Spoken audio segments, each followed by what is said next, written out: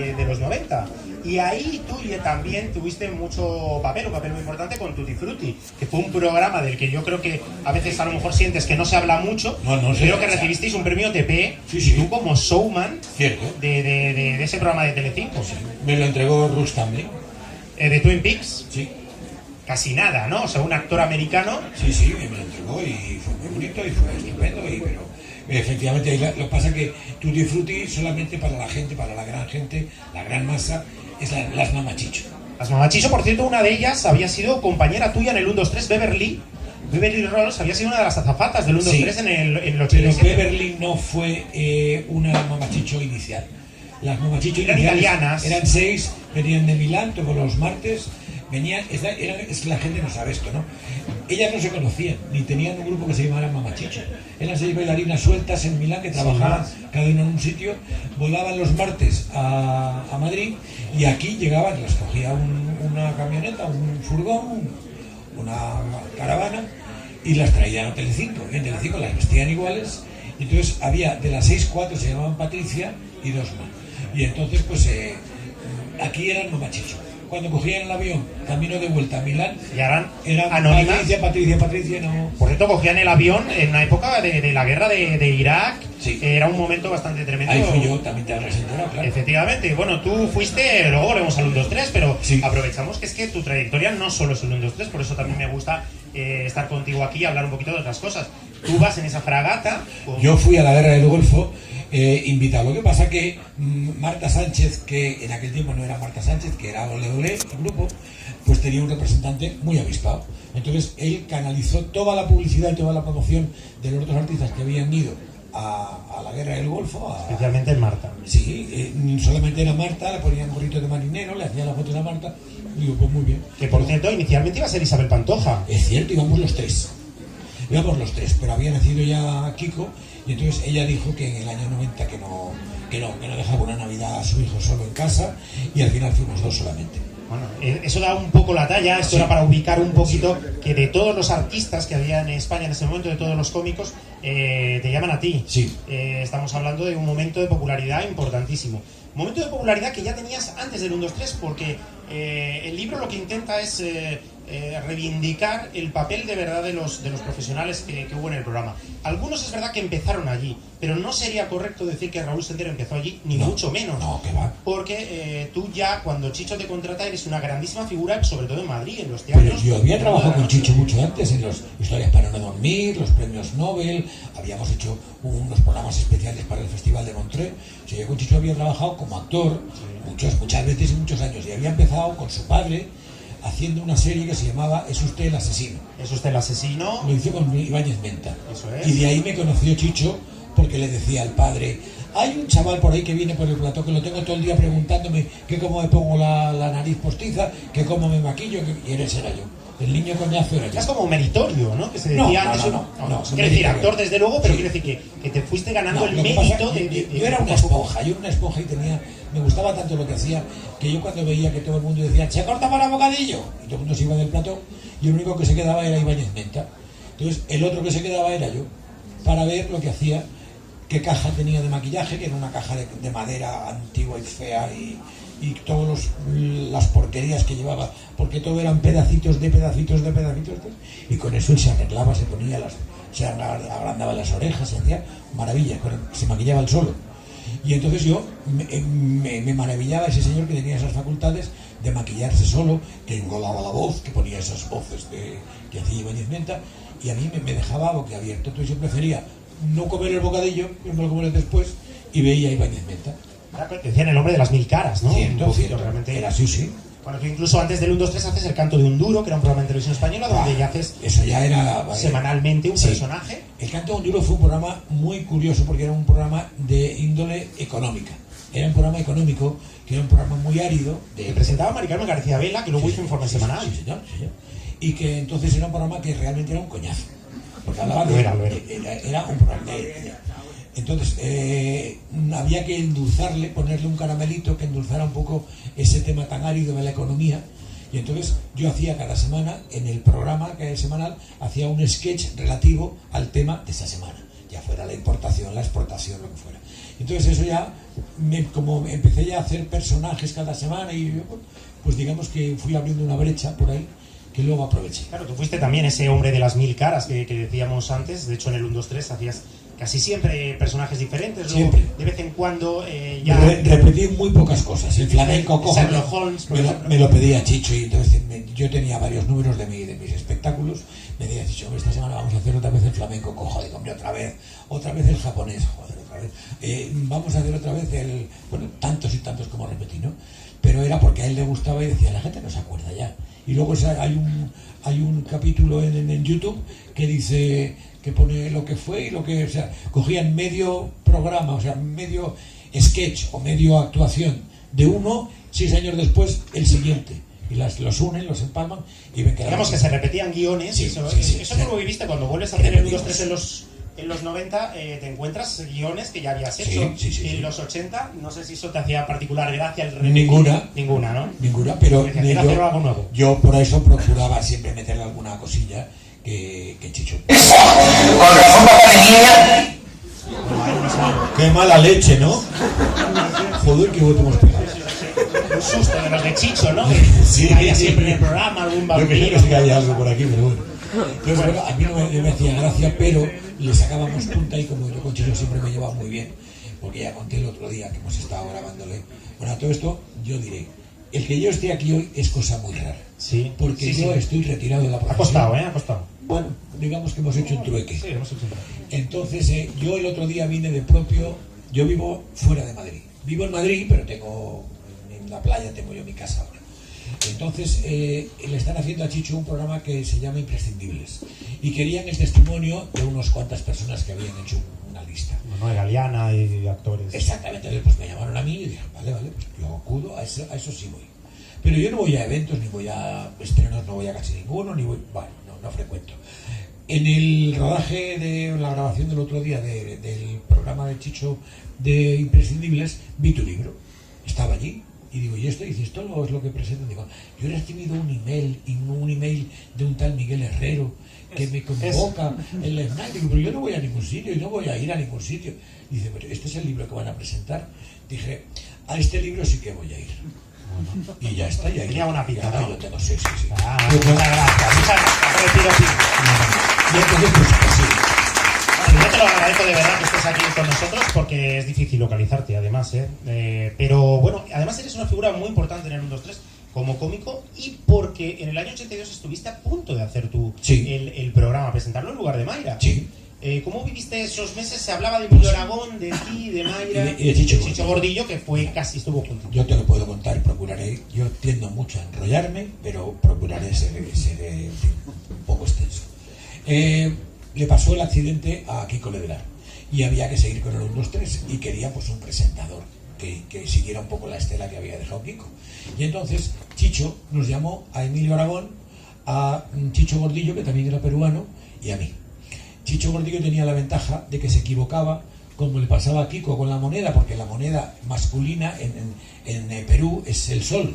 Entonces él decía, ha perdido usted 40, bueno, cuando hablaba de las pesetas, se confundía Pesetos, con, ¿no? sí, decía, se equivocaba.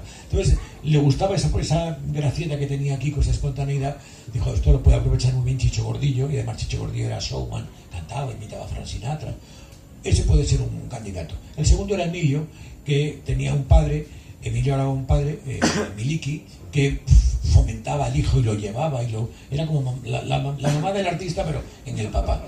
Y la verdad que Emilio tenía muchas facultades para hacerlo. Y el tercero era yo, porque yo le gustaba mucho a Chicho, ¿vale? Entonces un día nos citó en su casa y dijo, vais a hacer la subasta, el final. O sea, sin veros uno al otro, ¿no? Dos están en aquel cuarto y uno aquí. El concursante que se tenía que llevar el premio era el portero de la finca. Le dijo al portero, Antonio, sube que quiero que hagas esto.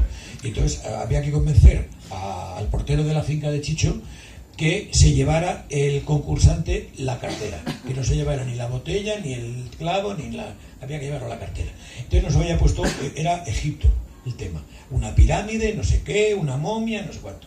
Y había que convencer al portero, no me acuerdo cómo se llamaba. Y bueno, cada cual hizo su intervención. Cuando acabó, nos reunió a los tres y dijo, mira, los tres podéis hacerlo perfectamente, pero os van a pegar una manta de hostias cuando debutéis al que le toque, que os van a poner a parir, porque os van a comparar con Kiko y ninguno tenéis la habilidad de Kiko, con lo cual yo no puedo tener ningún presentador hombre, con lo cual a partir de ahora no habrá super tacañones, habrá tacañonas, a partir de ahora no habrá presentador, habrá presentadora, porque los periodistas no tienen cataplines para ofender y molestar y comparar a una presentadora con un presentador, a unas cómicas, campana y se acabó, con los tacañones. Entonces, como con esa baza juego para que no se empiecen a meter y a ofender y a molestar.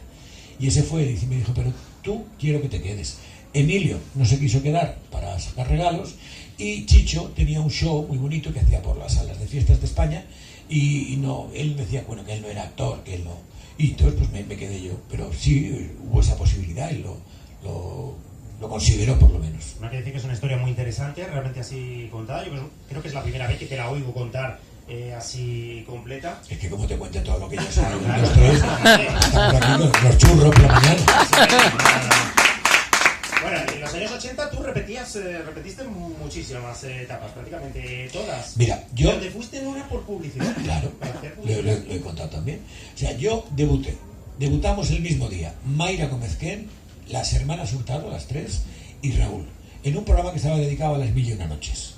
Y entonces debutamos los tres, y luego ya se fueron incorporando en programas sucesivos. Pues Arévalo llegó mucho después, y luego llegó pues Pedro Valentín, llegó Florinda Chico, y pasó por ahí tantísima gente, Marisa Ampere, que la acabamos de ver aquí.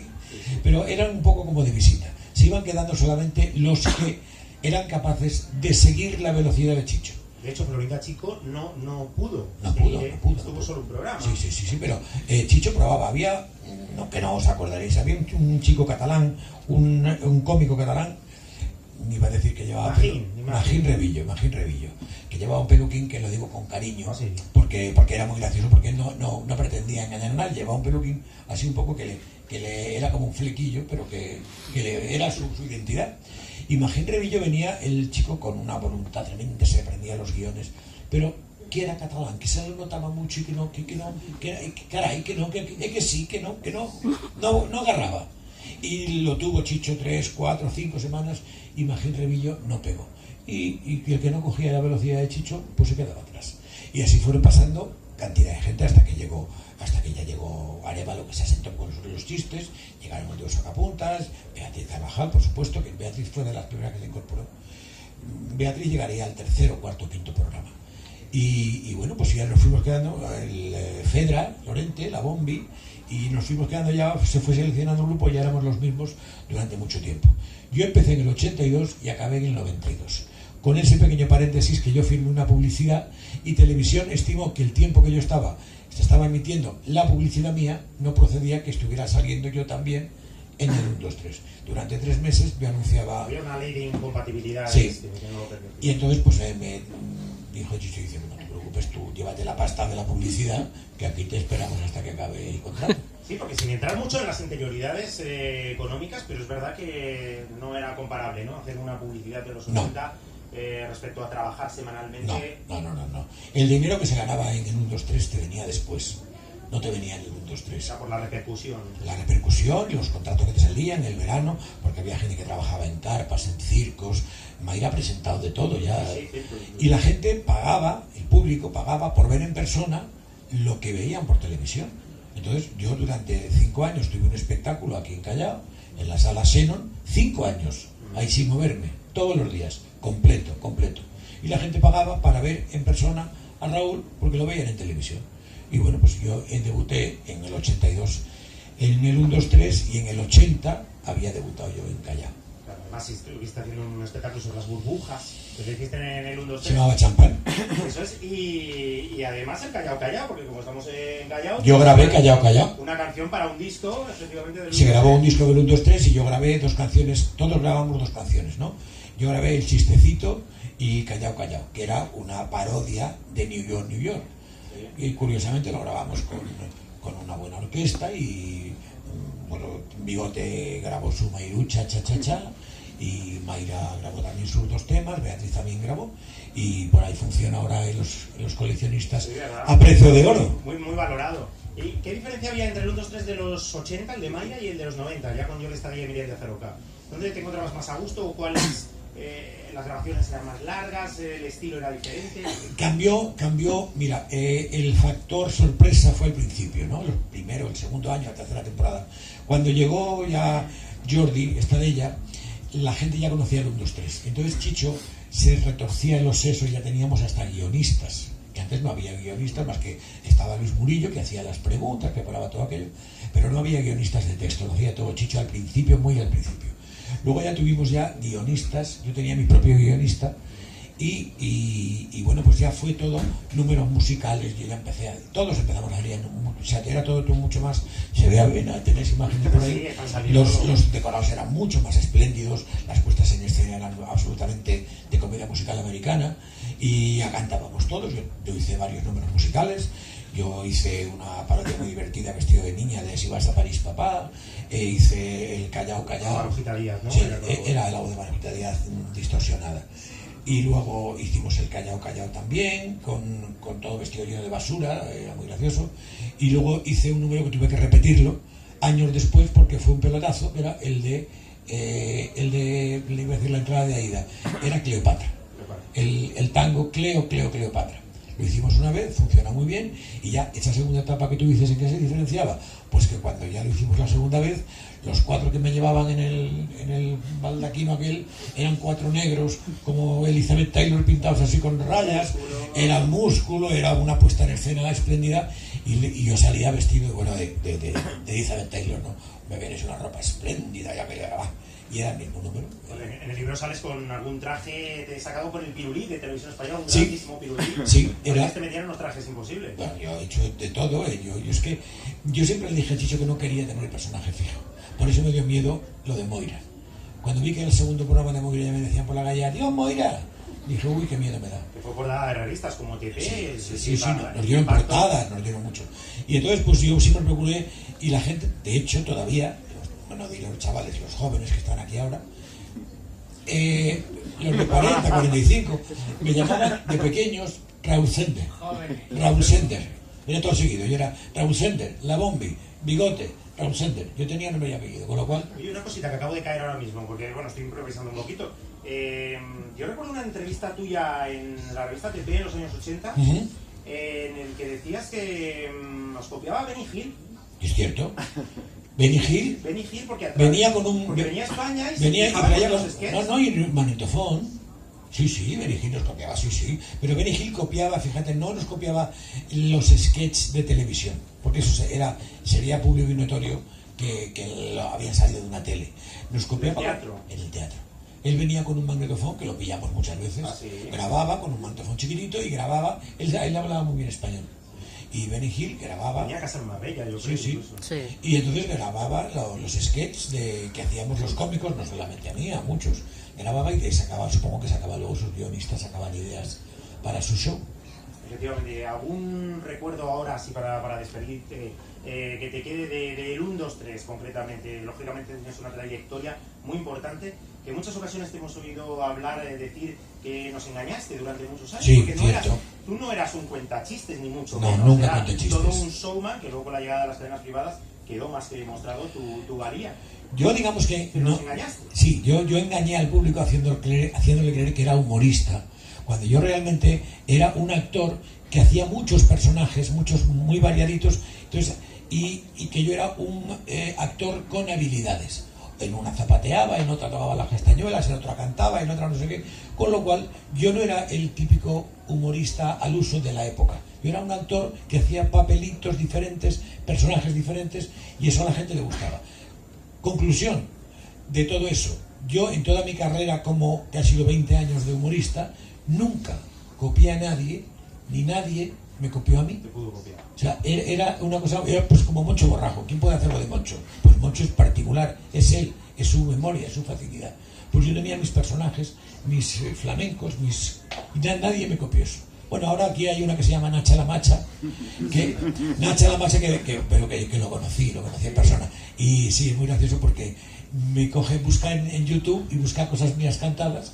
Lo que yo canté cuando fui a la Guerra del Golfo, canté allí una cosa que se llamaba La Petarda, era un bueno mío que hacía muy gracioso, que era una especie de canción en español. Él me lo cogió. Una chaquetilla roja, era yo decía que parecía una botella de Tío Pepe. Y entonces pues cogió el que se llamaba Petarda, La Petarda, era un paso doble, La Petarda, y él lo cogió, lo grabó íntegro y lo tiene en YouTube colado. Y un día que lo conocí me dijo, ya sé que me lo has copiado, pero no me importa, ahí está bien copiado. Es como un homenaje, Sí, ¿no? sí, a mí me ha encantado. Bueno, pues un último aplauso para Raúl. No queríamos quitar más tiempo. Te agradezco muchísimo. Es un placer haberte tenido con nosotros. Muchas gracias. Y nada, ¡Que vendas muchos! Muchísimas gracias. Un aplauso.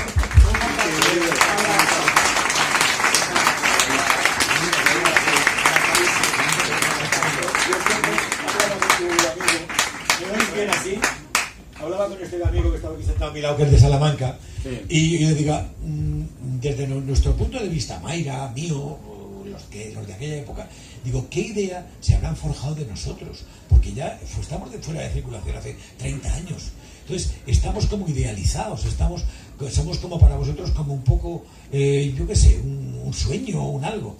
Porque un mito, ¿no? Los no, mito no. De nuestra tele. No mito, pero la palabra es idealizados. O sea, como decía Mayra, yo no hago la vida que hacía, ni me he visto todos los días de una ropa, ni voy por la calle de artista.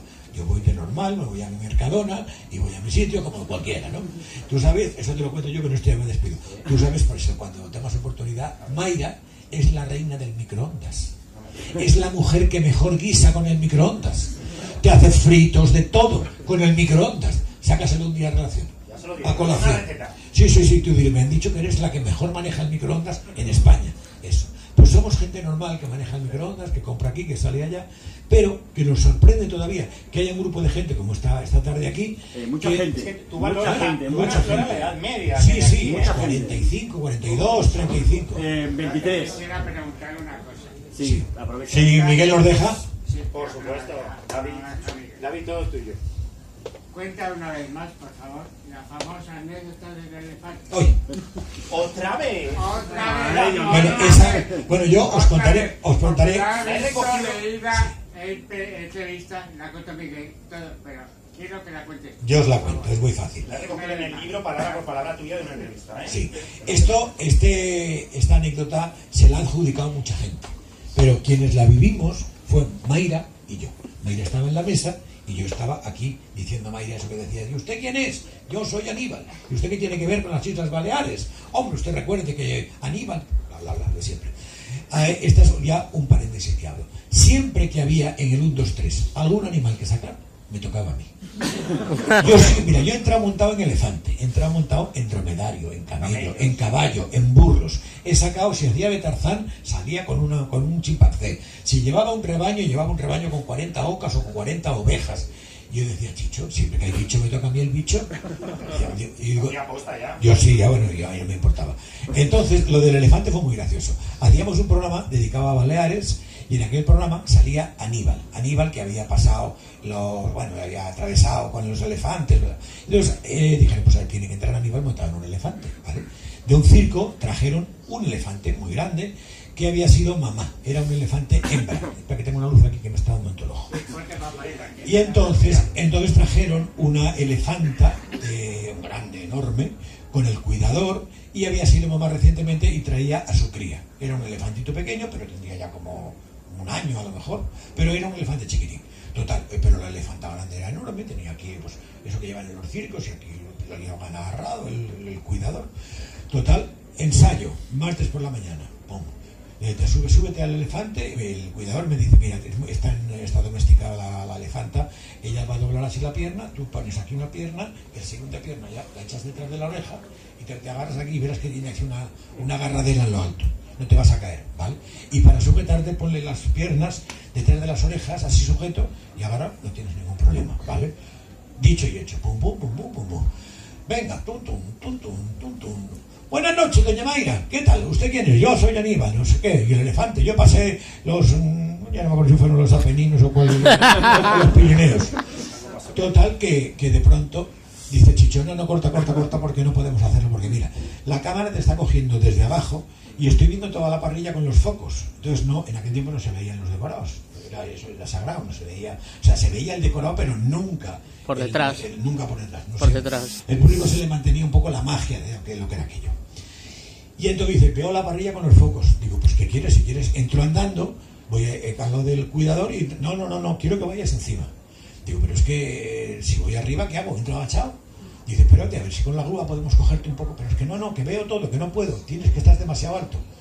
Y se le ocurrió, él dice, oye, ahí hay un elefante pequeñito en el patio que venía con este.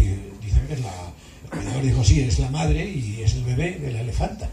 Pues a lo mejor quedaba muy divertido que entrenaras tú vestido de Aníbal, iba de romano, con un plumero muy grande, encima del elefante pequeñín, porque quedaría más divertido y de paso yo tengo un tiro de cámara que te puedo coger mucho mejor y veo toda la panorámica y veo la entrada y veo muy bien. Dicho y hecho, que traigan el elefante pequeñito. Se llevaron a la madre en el pequeñito, me subí en el pequeñito, esto sí, así que queda mucho mejor. Venga, empezamos. Elefante, Raúl, dentro. Pum, pum, pum, pum, pum, pum, pum, pum, pum. Buenas noches, doña Mayra. ¿Y usted quién es? Yo soy Aníbal. Yo atravesé los montes, no sé cuánto, con mis elefantes. Y en este diálogo, yo me había bajado de la elefanta pequeñita, estaba el cuidador aquí, la elefanta, yo y Mayra. Y en esto que oímos como en la selva, un trompetazo de la madre y que atraviesa desde, hay unas puertas grandes en los platós, hay unas puertas donde los camiones, los decorados y eso, ¿no? Y oímos y la elefanta madre nos embistió, pero como suena, vino hacia nosotros y Mayra y yo, porque el cuidador se quedó con la elefanta pequeña, pero Mayra y yo, que no sabíamos de qué iba la guerra, aparecimos en la última fila de la grada y nadie sabe a quién nos dimos, ni cómo subimos, ni cómo. Y aparecimos ahí arriba, obviamente los técnicos por allí salieron desbandada para los lados, pero Mayra y yo acabamos lo que teníamos más cerca. Si el elefante venía por aquí, la mesa y aquí la grada, pues a huir por ahí. Y aparecimos en la última fila de la grada sin saber cómo habíamos subido. Pero aterrorizados, imagino. Acojonados. Porque nunca habíamos visto lo que era un elefante atacando. Claro. Satisfechos, pues esa es la auténtica verdad de la anécdota del elefante cuando nos embistió. Porque tú lo has oído alguna vez por otras personas, Sí, has dicho, pero alguien se lo ha adjudicado. Pero si esto no te pasó a ti. No te pasó a ti. Tú no ibas de Aníbal encima del elefante, iba yo. ¿Decimos la persona o no? No. No, pues ya está. No. Nos mantenemos ahí en secreto. Nada. Que se Yo sepa que lo era he ruso. leído muchas veces y Raúl la cuenta, Miguel, perdón, la cuenta su libro y tal, pero me gusta, por eso me gusta que la cuentas de viva voz. Y de verdad que ha sido genial. Muchas gracias. Venga, lo dicho. Gracias a todos. Suerte y que vengan. Muchas gracias.